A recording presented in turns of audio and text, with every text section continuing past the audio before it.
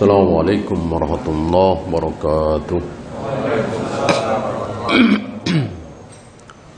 Alhamdulillah hamdan katsiran tayyiban mubarakan fihi kama yuhibbu rabbuna wa yarda. Asyhadu an la ilaha illallah wahdahu la syarika lah wa asyhadu anna Muhammadan abduhu wa rasuluhu wa ba'd. Ayuhal ikhwah, kita akan bahas tentang satu kaidah yang disepakati oleh para a'immah, yaitu kaidah idza warada al-athar batala an-nadhar. Idza warada al-athar batala an-nadhar. Apabila sudah ada dalil, maka batal seluruh pendapat siapapun. Mau pendapat Imam Syafi'i, mau pendapat Imam Bukhari, bahkan pendapat Abu Bakar dan Umar, kalau bertentangan dengan dalil. Apa dalil? Qala Allah wa qala Rasul. Apa kata Allah dalam Al-Quran dan apa kata Nabi dalam hadis. Itulah dalil. Dan ini merupakan jalan keluar dari perselisihan. Jika berselisih dua kelompok ulama, maka farudduhu ila Allah war Rasul. Kembalikan kepada Allah dan Rasul. Maka pendapat siapapun, sekali lagi, harus ditolak demi sebuah dalil. Walaupun pendapat itu bagus sekali, walaupun pendapat itu menakjubkan. Ibnu Katsir terkagum-kagum dengan pendapat Ibnu Abbas. Saya kira tidak perlu kita bahas siapa Ibnu Katsir, siapa Ibnu Abbas, ya. Ibnu Katsir terkagum-kagum dengan pendapat Ibnu Abbas tentang apa? Tentang wanita yang ditinggal mati oleh suaminya dalam keadaan hamil. Wanita suaminya meninggal, bersamaan itu dia hamil. Wanita hamil idahnya sampai kapan?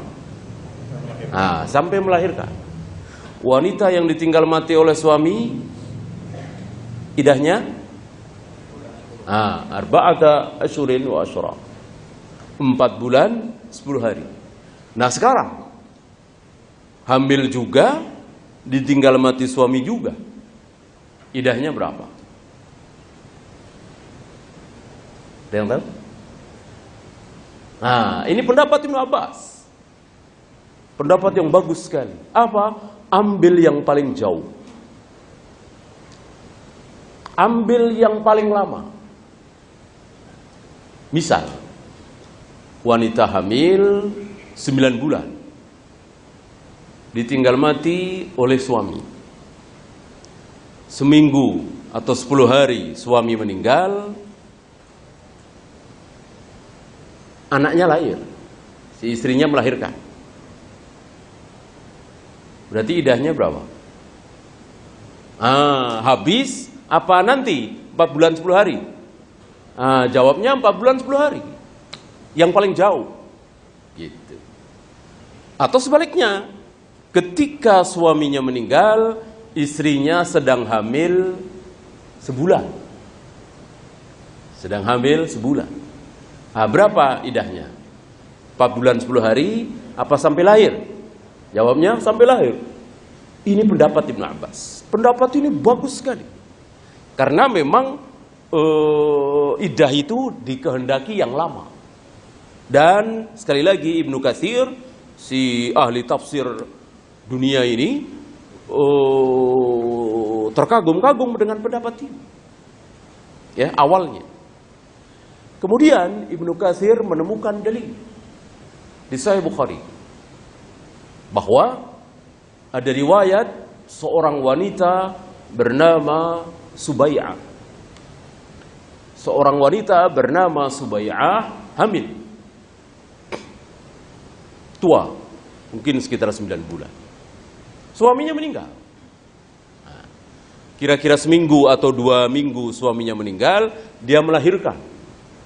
Setelah melahirkan, dia sudah sehat lagi, dia mandi, dia berdandan, dia keluar rumah.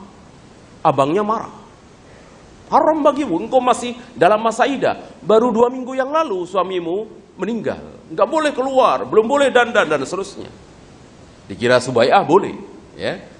Dan Subai'ah melakukan seperti ini tentu ada dasarnya, tahu satu ilmu. Tapi tiba-tiba abangnya marah, maka ragu dia. Akhirnya dia datang kepada Nabi sallallahu alaihi wasallam mengadukan halnya. Begini. Kata Nabi, idahmu sudah habis. Engkau boleh nikah dengan laki-laki manapun yang engkau sukai. Ini pendapat apa dalil? Jelas dalil sabda Nabi alaihi salatu wassalam. Maka Ibnu Katsir membuang pendapat Ibnu Abbas. Ibnu Abbas habrul ummah, ulama besar umat ini. Dan gak main-main, itu kata Nabi, habrul ummah.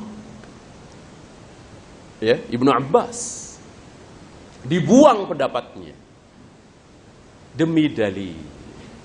Ya.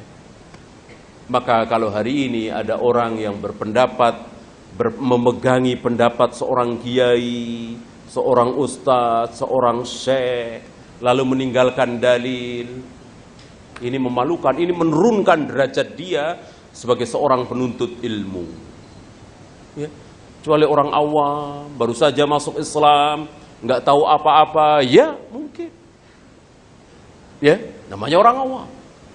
Tapi kita yang sudah belajar ilmu, antum penuntut ilmu, tidak selayaknya seperti itu. Ini kata kiai, ini kata guru saya, ini kata syekh, ini kata syekh, ini fatwa syekh. Ini nggak main-main, ini 20 syekh. Ya, emang kalau 20 kenapa? Ya, 20 dijamin benar. Imam Bukhari berhadapan dengan ratusan ulama. Nah, lihat. Ratusan ulama di zaman beliau berpendapat bahwa seorang ayah boleh memberikan hadiah kepada anak dengan tidak adil. Kenapa? Karena harta milik ayah. Siapa anak yang mau dikasih sekian, atau enggak dikasih, terserah ayah. Ini pendapat jumhur ulama di zaman Imam Bukhari. Rata-rata ulama berpendapat seperti itu. Bukhari seorang diri di zaman itu, bukan seorang dari zaman Nabi, bukan di zaman itu. Bukhari seorang diri membantahnya, tidak, enggak boleh. Tidak boleh. Dan Bukhari membawa dalil. Ya. Membawa dalil tentang diri Nu'man bin Bishir. Nu'man bin Bishir di zaman Nabi. Nu'man bin Bishir anaknya siapa? Ya, anaknya Bishir, pintar antum ya. Nu'man anaknya Bishir.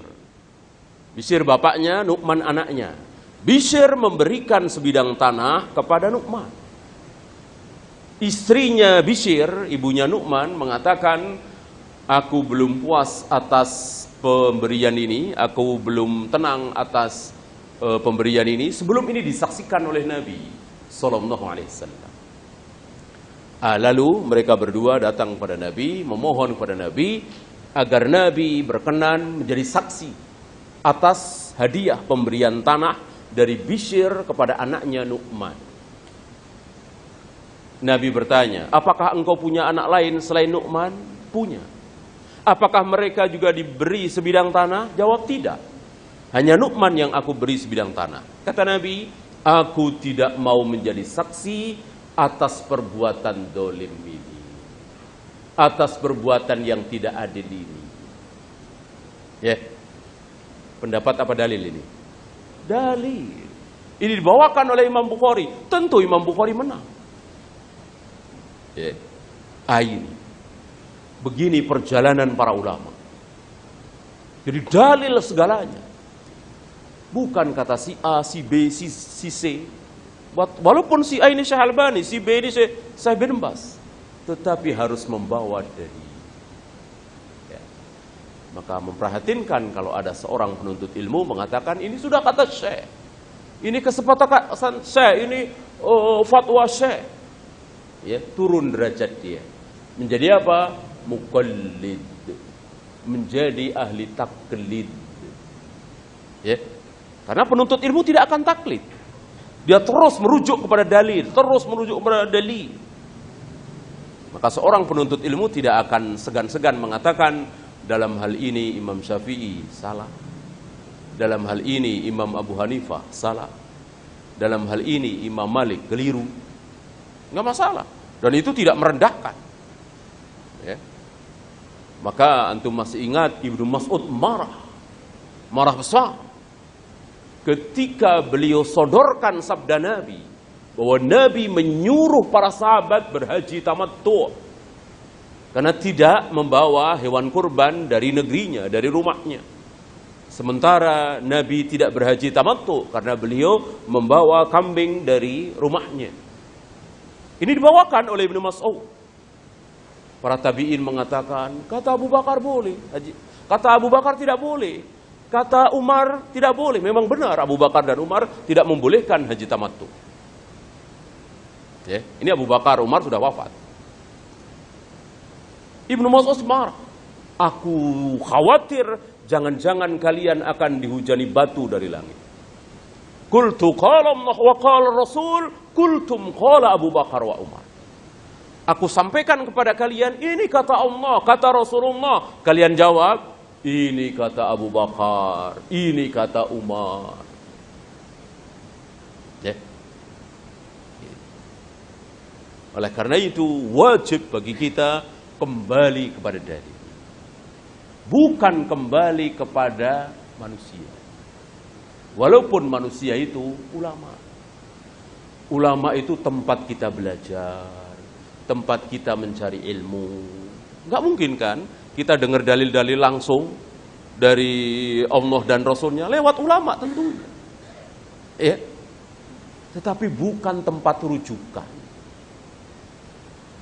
Kalau orang-orang awam, iya, yang nggak pernah ngaji, iya. Kalau ada apa-apanya, kalau ada apa-apa tinggal telepon gurunya. Pak guru, gini-gini, boleh nggak? Boleh, ya. Oh jangan, ya. Nah, gitu kan. Kita sebagai pelajar tidak. Tidak seperti itu. Kembali kepada dalil, kembali kepada dalil, kembali kepada dalil. Ya. Walaupun itu terjadi di sebuah tempat, di sebuah negeri yang penuh dengan sunnah. Antum tahu negeri paling sunnah di muka bumi ini. Iya. Negeri Saudi, terutama Mekah, Madinah, paling sunnah. Ya. Paling sedikit bid'ahnya, tentu ada bid'ah. Paling sedikit. Tapi apakah Mekah, Madinah jadi patokan? Tentu tidak. Patokannya Al-Quran dan Sunnah.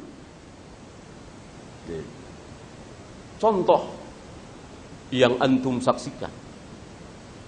Sholat tarawih 2 kali dalam satu malam. Kita saksikan ini terjadi di Masjidil Haram, di Masjid Nabawi. Kita kembali kepada dalil. Pernahkah Rasul dan para sahabat sholat tarawih 2 kali dalam satu malam? Kalau ada tentu sami'na wa ata'na. Kalau tidak ada, wajib kita katakan ini salah. Nggak boleh kita mengatakan di sana kan ratusan ribuan ulama, masa nggak tahu semua. Ini kalimat ini mentah lagi manhaj kita. Ya, manusia berbagai macam kemungkinan. Mungkin tidak enak, mungkin takut, mungkin khawatir terjadi keributan, mungkin. Adapun dalil jelas bahwa Rasul dan para sahabat tidak pernah mencontohkan dalam satu malam itu sholat tarawih 2 kali.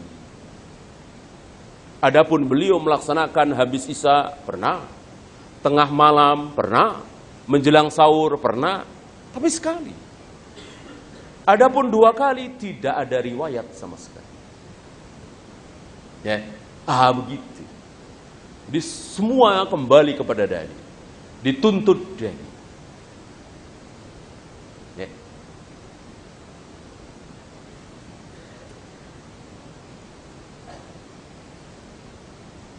Antum masih ingat kisah talak 3 di zaman Syekhul Islam Ibn Taimiyah? Ini salah satu, bukan satu-satunya ya, salah satu penyebab beliau di penjara. Salah satunya, bukan satu-satunya. Di mana ratusan tahun, hampir-hampir ijma' para ulama, talak 3 yang dijatuhkan sekaligus, maka jatuh 3. Misalnya saya katakan kepada istri saya, aku talak engkau, aku talak engkau, aku talak engkau. Dalam waktu semenit. Jatuh talak berapa? Talak 3. Ini hampir-hampir sepakat. Atau saya bilang dengan istri saya, aku talak engkau, talak 3 sekaligus. Maka jatuh talak 3. Ini hampir-hampir ratusan tahun. Nah, Syekhul Islam seorang diri membantah ini. Beliau mengatakan, jatuh talak 1. Ini baru ulama, berani. Walaupun berbeda dengan jumhur, kembali kepada dalil. Karena di zaman Nabi tidak pernah ada menjatuhkan talak 3 sekaligus. Talak itu diawali dengan 1. Saya sudah bertekad mau mentalak istri saya. Ada sesuatu yang tidak bisa saya tolerir dalam diri istri saya. Saya jatuhkan talak 1 misalnya. Sudah. Ya, tinggal nunggu masa idahnya, dia sudah bukan istri saya lagi. Belum habis masa idahnya, baru 2 bulan misalnya, saya berubah pikiran. Saya ingin kembali kepada istri saya. Maka saya rujuk, bukan nikah lagi. Rujuk. Nikah lagi kalau masa idahnya sudah habis. Kalau masa idahnya masih ada, rujuk. Rujuk itu tanpa mahar, tanpa wali, tanpa saksi, udah mau sama mau saja. Bahkan istri tidak berhak untuk nolak secara dalil. Berdasarkan dalil, wa bu'ulatuhunna ahaqqu biraddihinna. Suaminya yang lebih berhak untuk kembali. Ya. Terus saya kembali kepada istri saya sebagai suami istri. 1 tahun, 2 tahun, 3 tahun. Sampai 7 tahun, saya menjatuhkan talak lagi kepada istri saya. Nah, ini namanya talak 2. Begitu. Ya, habis itu talak 3. Itu yang terjadi di zaman Nabi Sallallahu Alaihi Wasallam. Ya, 1, habis itu 2, habis itu 3. Itu pun harus melihat keadaan istri, harus dalam keadaan suci yang belum dijima. Jadi untuk mentalak istri saja, bayangkan, harus ada ilmu, harus melihat istri dalam keadaan haid apa suci. Dalam keadaan haid tidak boleh. Para ulama menyebut ini sebagai talak bid'ai, talak yang bid'ah. Ya, tidak boleh mentalak istri dalam keadaan haid. Ya, maka jangan main-main dengan talak. Talak itu bukan sesuatu yang tiba-tiba. Jadi dipikir sudah mantap, lihat istri suci apa haid, sudah dijima atau belum, baru talak.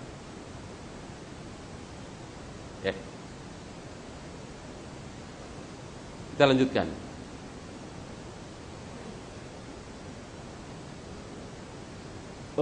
Ada pendapat yang sangat bagus.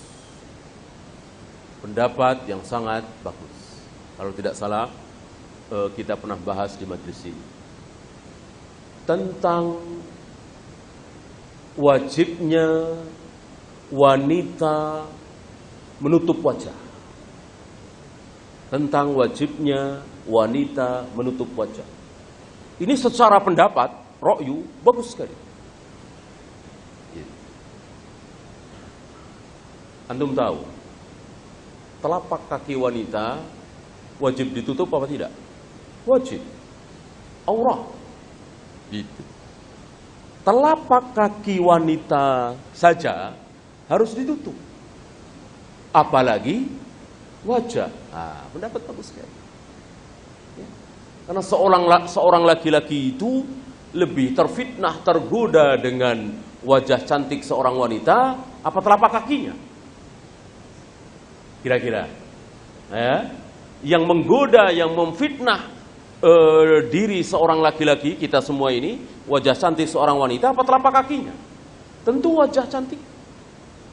Kan begitu. Apalagi dia pintar memelihara wajahnya, ya, mempercantik wajahnya, telapak kakinya nggak diurus, gitu, pecah-pecah misalnya kan. Maka wajah kaki, wajah cantik seorang wanita ini jelas lebih harus ditutup. Ini pendapat yang luar biasa, bagus kan? Kalau tidak bertentangan dengan dalil. Sementara dalil kita lihat, Bukhari meriwayatkan dari Imran bin Husain. Imran bin Husain bersama Nabi dan beberapa sahabat. Tiba-tiba Fatimah datang pada Nabi dengan wajah pucat. Fatimah putri Nabi datang pada Nabi dengan wajah pucat. Lalu Nabi meletakkan tangan beliau di dada Fatimah dan seketika wajah Fatimah memerah.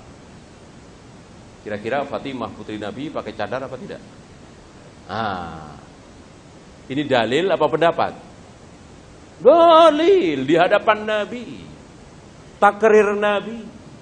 Seorang putri Nabi membiarkan auratnya terbuka di hadapan Nabi, mungkinkah? Tentu tidak mungkin. Maka pendapat yang kuat bahwa wajah cantik seorang wanita bukan aurat. Bukan aurat. Ya. Tapi jangan mentang-mentang bukan aurat, bukan aurat ini nih, lihat nih. Katanya bukan aurat nih. Benar apa salah? Mana dalil kalau bilang salah? Dalil lagi. Semua kembali kepada dalil, ya. Tadi Bapak kan bilang bukan aurat. Bukan aurat kan boleh kita lihat. Gitu. Misalnya tangan teman antum dilihat kan bukan aurat, antum lihat kan boleh. Bukan aurat kan? Ini sama, wajah cantik seorang wanita katanya bukan aurat. Ya udah kita lihat, pantengin terus ya. Nggak boleh, kenapa? Jabir membonceng Nabi SAW ketika haji wada. Ada wanita cantik sekali. Ada wanita cantik sekali. Bertanya kepada Nabi tentang badal haji. Ya, itu si Jabir istilah kita ya, nggak berkedip ya, anak muda. Ya, melihatin. Nabi memalingkan wajah Jabir ini, nggak banyak bicara, diginiin ya, dipalingkan oleh Nabi SAW. Berarti apa? Walaupun bukan aurat, tidak boleh kita nikmati. Tidak boleh kita nikmati. Apa? Saddud dzari'ah. Menutup pintu bahaya. Awalnya kan dari situ. Pandangan mata melihat kecantikan seorang wanita. Kan tidak mungkin orang berzina itu langsung sampai kepada perzinahan. Diawali dari hal-hal yang kecil. Hal-hal yang disepelekan oleh manusia.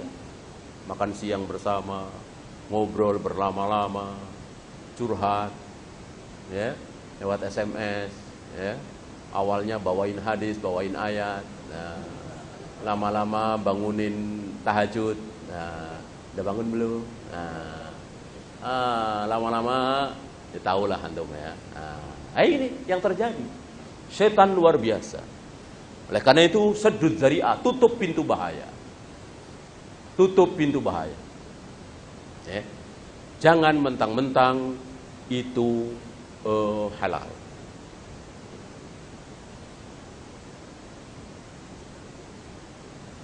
Ini. Jadi ini sebuah pelajaran besar. Bahwa kita harus mengutamakan dalil daripada pendapat siapapun. Termasuk ra'yu kita. Maka ini pelajaran besar.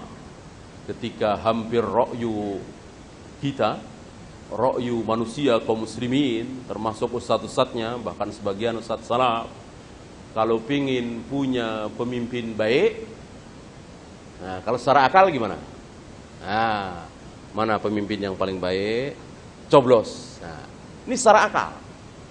Secara akal begitu kan? Nah, kalau pingin punya pemimpin yang baik, lihat pemimpin capresnya berapa, yang paling bagus mana? Coblos. Ini secara akal. Secara dalil nggak begitu. Kalau kita pingin punya presiden baik, pemimpin baik, secara dalil, antum bisa lihat di surat An-Nur 55, di akhir surat As-Sajdah dan lain-lain, bahwa kita akan mendapatkan pemimpin baik kalau kita baik dulu. Nah, ini dalil. Ini dalil. Bertentangan dengan ra'yu kita, idza waradal athar batalan nadhar. Ini pembahasan kita. Jika pendapat kok bertentangan dengan dalil, buang pendapat. Gak ada artinya sedikit pun pendapat itu, walaupun bagus sekali tadi.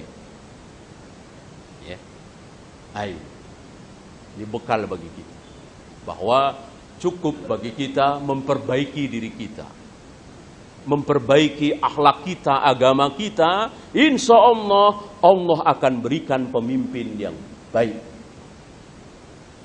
Oleh karena itu Allah katakan, wa kadzalika nuwalli ba'dadh-dhalimina ba'dan bima kanu yaksibun. Kami hukum mereka dengan apa? Dengan kami beri penguasa yang zalim. Akibat apa? Akibat kezaliman rakyat, akibat keburukan rakyat. Karena rakyat sudah banyak mengurangi takaran, timbangan, berbohong, bermaksiat, berzina, berjudi, meninggalkan sholat berjamaah, dan seterusnya. Allah berikan pemimpin yang zalim. Ya. Maka Al-Imam At-Tahawi, imam besar kita ini, menasihati, jika kalian sedang dipimpin oleh pemimpin yang buruk, yang zalim, yang jelek, maka apa? Bertobatlah kalian. Berarti ada yang tidak beres pada diri kalian. Berarti rata-rata kalian zalim, buruk. Makanya dihukum oleh Allah, diberi pemimpin yang buruk. Maka mau kita pakai cara apapun, orang-orang soleh di negeri kita ini misalnya tampil berusaha agar dalam pemilu ini yang jadi presiden adalah orang baik, nggak bisa, nggak bisa, nggak bisa. Harus apa? Harus memperbaiki rakyat dulu. Ya, kita sisakan waktu beberapa menit untuk soal jawab. Silakan, ada pertanyaan?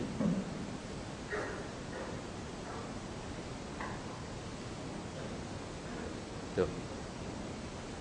Silakan.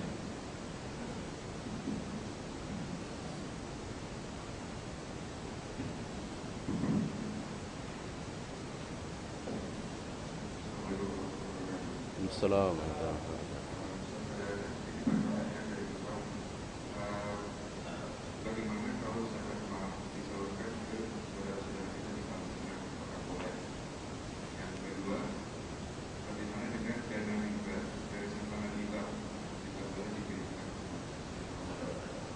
Pertama jelas boleh ya, saudara-saudara kita di sana kan masuk dalam fakir mungkin, miskin mungkin, ya, atau fisabilillah sedang berjihad di sana, boleh.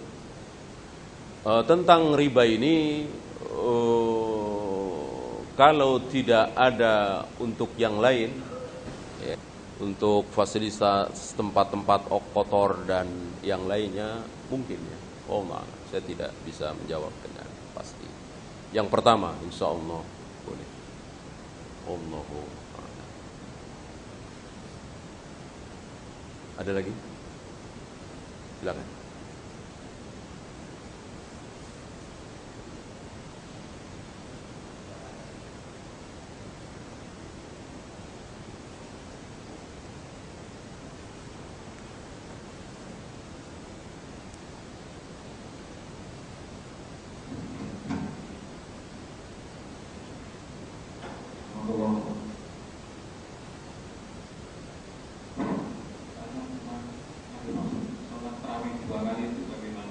Misalnya di masjid begini, ada yang 11, ada yang 23. Jadi kalau yang 23 pada waktu dia sampai 8, ya istirahat. Kemudian yang 3 lanjut, kemudian yang 23 lanjutin lagi. Apakah itu masuk 2? Apakah itu masuk 2 kali? Nah, kalau kita sholat di posisi yang 11 itu bagaimana gitu? Tidak ya. Yang saya maksud apa yang terjadi di beberapa masjid, misalnya habis Isya mereka berjamaah salat tarawih. Nanti menjelang sahur mereka tarawih lagi.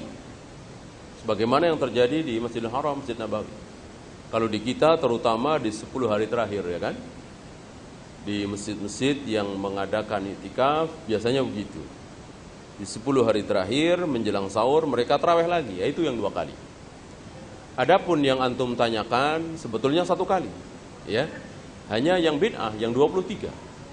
Karena Aisyah mengatakan mazada Rasulullah ala ihda asyrata rakaatan. Rasulullah salat malam tidak pernah lebih dari 11 rakaat. Baik di bulan Ramadan atau di luar Ramadan. Dan ucapan Aisyah ini didengar oleh sahabat-sahabat yang lain. Didengar oleh Abu Hurairah, oleh Ibnu Mas'ud, oleh Ibnu Abbas, Abdullah bin Amr bin As dan lain-lain. Dan mereka semua diam terhadap ucapan Aisyah. Berarti sepakat para sahabat bahwa Rasul salat tarawih tidak pernah lebih dari 11. Adapun riwayat yang mengatakan bahwa Umar melakukan 23, ini telah dibantah oleh Imam Malik. Dalam kitab beliau Al-Muwatta, beliau bantah bahwa Umar melakukan 23. Tidak ada riwayat itu, tidak sahih. Ya. Yang sahih justru ucapan Umar. Ini pun dibawakan oleh beliau dalam Al-Muwatta. Umar memerintahkan 2 orang sahabat, Ubay bin Ka'ab dan Tamim Ad-Dari, untuk mengimami sholat tarawih 11 rakaat. Ini yang sahih. Ya. Seandainya yang tadi sahih, itu pun tetap kalah. Karena jika perbuatan bertentangan dengan ucapan, yang kita pegangi apa? Ucapan. Al-qawlu muqaddamun 'alal fi'l.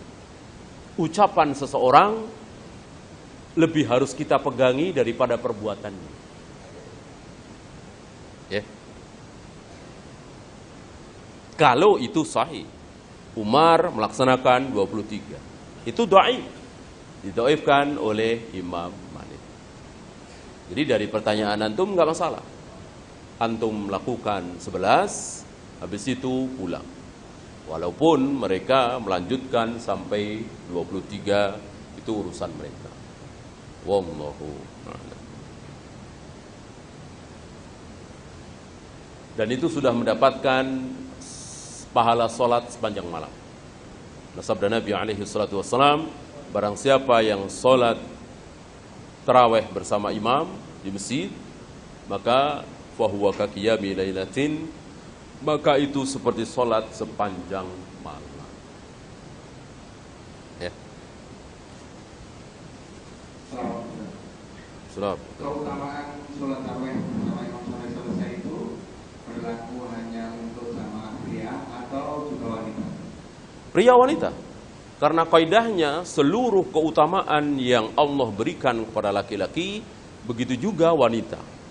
Maka jika wanita datang ke masjid salat tarawih berjamaah bersama imam sampai selesai, dia mendapatkan keutamaan seperti salat sepanjang malam. Oleh karena itu para sahabiyah disuruh oleh Nabi, walaupun ini bukan suruhan wajib, untuk mendatangi masjid salat tarawih bersama imam. Silakan. Itu ada tuh. Ini dulu.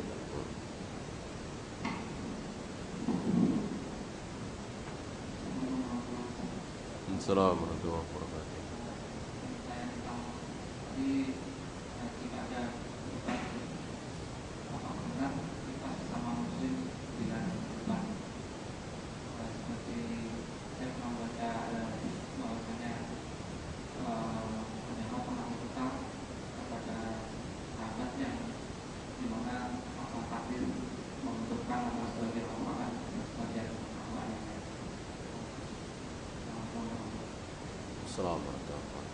Debat yang mana? Nah, karena miskinnya bahasa Indonesia. Kalau bahasa Arab tinggal mau jidal apa miro. Nah, kalau jidal boleh, kalau miro haram. Nah, cuman miro diterjemahkan debat, jidal diterjemahkan debat.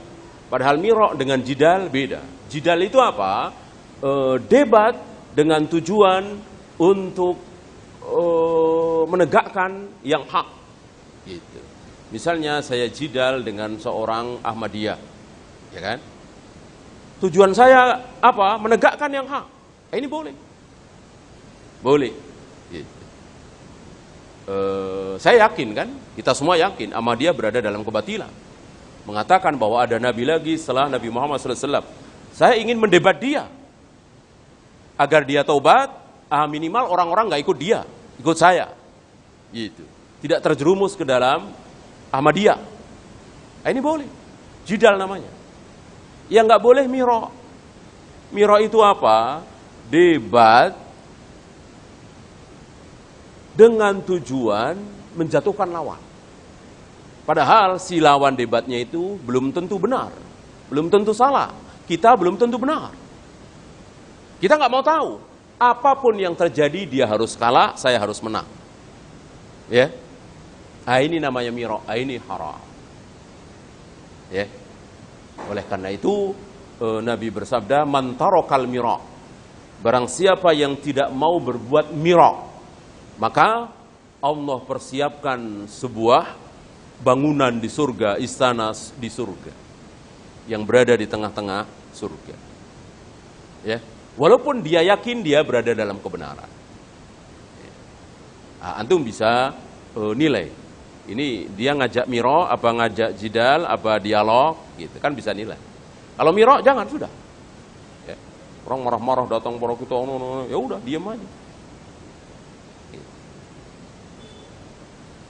Silakan. Assalamualaikum warahmatullahi wabarakatuh.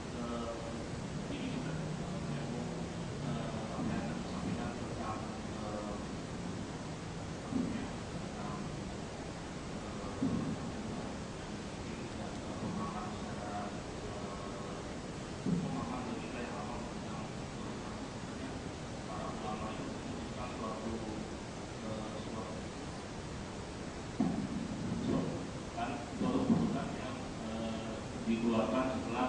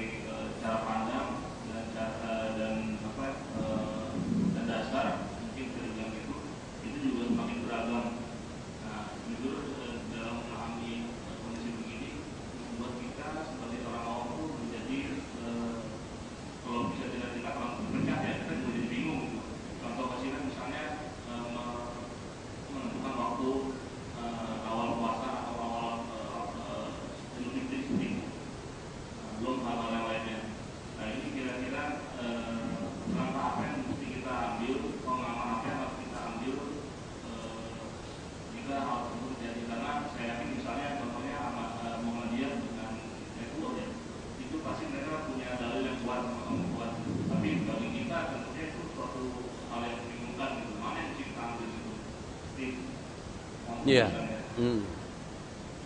Jawabannya satu kata. Antum pertanyaannya banyak kata tadi ya. Jawabannya satu kata. Apa? Iya, belajar. Kalau antum belajar duduk di majelis ilmu, bukan sekali dua kali, bukan hanya di bulan Ramadan, insya Allah nggak bingung. Ya. Tapi kalau belajar sekali-sekali, ada maulid nih, nah, ikut. Ada Isra Mi'raj nih, ya, insya Allah nggak paham, bingung. Belajar manhaj ini, insya Allah nggak bingung. Contoh mudah, ada 2 profesor doktor ahli kanker, debat tentang kanker, ya, kita dengerin, bingung nggak? Bingung. Ini yang benar yang mana ya? Kayaknya ini bagus nih ngomong ini. Begitu dipatahkan, oh iya kayaknya ini yang bagus nih. Ya, bingung kita. Nggak ada dasar sama sekali tentang kanker. Kita nggak tahu apa-apa tentang kanker. Beda dengan mahasiswa yang sedang mengambil jurusan kanker. Ya, S2 atau S3 di bidang kanker misalnya. Ya, spesialis kanker. Dia bisa melihat, oh ini nih. Gitu. Nggak bingung insya Allah. Nah, itu kira-kira. Maka belajar agama itu bukan untuk gelar-gelaran, bukan untuk nanti buat tampil, untuk menjawab pertanyaan antum agar tidak bingung dengan belajar. Dia tidak akan terkecoh. Ada kisah menarik bagi saya di sebuah masjid. Ada seorang profesor, doktor bukan profesor, khutbah di masjid tersebut. Luar biasa orasinya, ucapannya bagus. Itu orang terkagum-kagum. Orang terkagum-kagum di masjid itu. Orang yang jamaah di situ kan orang pintar-pintar ya. Nah, marbot masjid itu dalam hati akhirnya cerita ke saya, itu dokter ngaco. Lihat, antum lihat. Yang lain terkagum-kagum, ini marbot bilang ngaco itu dokter. Kenapa? Karena si marbot ini belajar ngaji, belajar manhaj, bahwa semua kembali kepada Allah dan Rasulnya, tidak dengan ra'yu. Maka si marbot ini punya benteng. Yang lain enggak. Yang lain ngaji itu kayak, ya apa sih, nasihat jangan bohong, ayo sodako, jangan berzina. Kayaknya ngaji cuma begitu doang. Tidak dibentengi dengan manhaj yang kuat. Dasar itu bagaimana? Kira-kira seperti itu. Maka jawabannya singkat, tapi mengamalkannya panjang. Terus sabar duduk di majelis ilmu, dan antum nggak boleh sembarangan. Kalau sembarangan tambah bingung. Kan suruh ngaji, udah ngaji, penting ngaji aja lah. Ya, ini ada pengajian, duduk sini.